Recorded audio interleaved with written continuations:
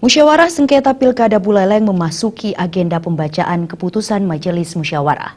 Dalam musyawarah tersebut, Majelis mengabulkan sebagian permohonan pemohon untuk melakukan verifikasi ulang di 5 desa dan kelurahan di Kabupaten Buleleng.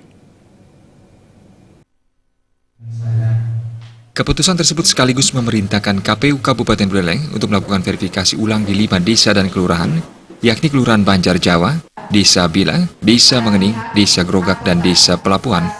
Pimpinan Musyawarah Putu Sugiardana mengatakan, keputusan ini berdasarkan hasil pemeriksaan saksi-saksi selama musyawarah digelar dan menjadi dasar pertimbangan dalam putusan sengketa tersebut.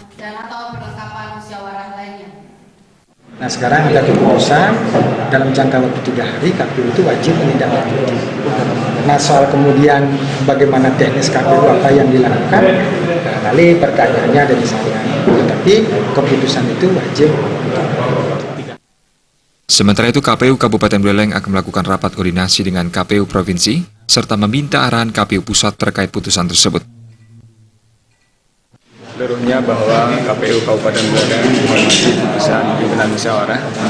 Yang kedua, kami akan segera melakukan rapat koordinasi bersama KPU Kabupaten Buleleng, KPU Provinsi, dan akan meminta arahan dari KPU. Kuasa hukum Paket Surya meminta verifikasi dilakukan di 14 desa dan kelurahan di Buleleng. Dirinya akan berkoordinasi dengan tim terkait langkah yang akan diambil selanjutnya. Waktu untuk berkoordinasi dan menanyakan kepada pasangan calon ini apakah putusan ini diterima atau tidak.